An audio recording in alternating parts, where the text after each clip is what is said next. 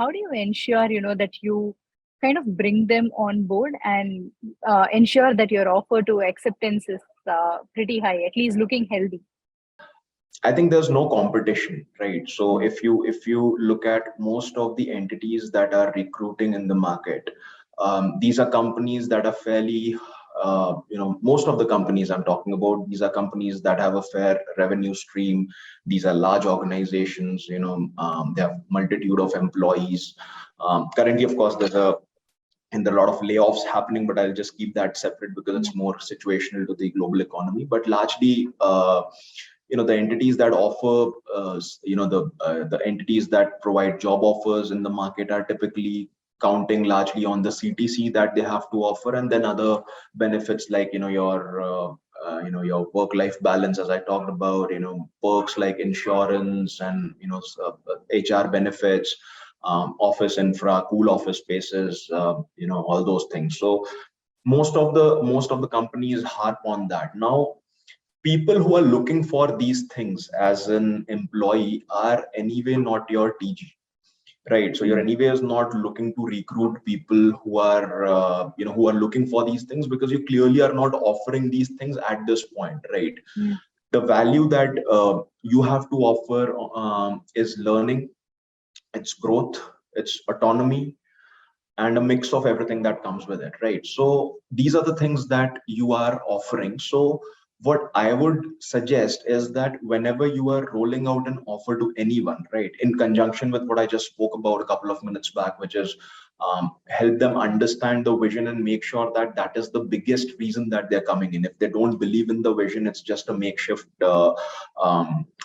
switch for them. They might just end up moving on in life sooner than later once someone else gives them something more tangible, which, considering the scenario of any early stage founder, is very difficult to match, right? So considering that, of course, you want them to believe in your vision and you want to look at their commitment levels. That apart, when you're rolling out an offer or considering a candidate, please be very transparent and honest in setting the expectations, right? That these are the things that you're going to offer, and these are the things that you cannot offer at the moment, but of course all these things will become a part of the package or the journey that you're looking in later. And of course then the things that you're coming for will explode, or those are the things that would exponentially grow over time, right? So that is the vision, that is the understanding, and that is the expectation that you need to set at the point of uh, rolling out the offer or getting someone on board. Because most of the times the difference or the reason why people leave entities is because certain expectations that they have at the time of joining an org are not met. There are of course cases where people come for very short stints in a very conscious manner, but most of the time people who look for opportunities, they would love to continue if their expectations are being met, right? So it's very important to set the expectations properly. Tell them that this is what you have on offer: learning, autonomy, growth, and the mix of everything that comes with it. Money of course follows with time, right? If you have to really quantify it or put some tangible items on paper, you can always consider employee stock options, or ESOPs as we call it, for people who join early. Don't I would say don't outrightly become charitable on ESOPs. Of course, it's a very important component of employee acquisition and retention, if I may say.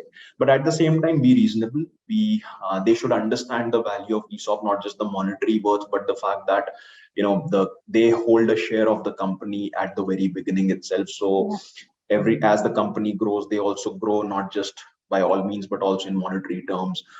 Sometimes it's helpful to give them some more clarity on what it means, and how people have grown with startups, talking about success stories and stuff. So all those things help, right? But the most important part to ensure that the offer to acceptance is important is to make sure that you're very honest with them outright. You give them a very genuine picture of what you have on offer, so that when they eventually consider your offer, they know that what to expect. And then of course, once they accept and they come in, then it's very important for you to kind of live up to the words that you have given to them. But very important to be honest, set the vision properly, set the expectations properly, and ensure that they understand what they're coming in for.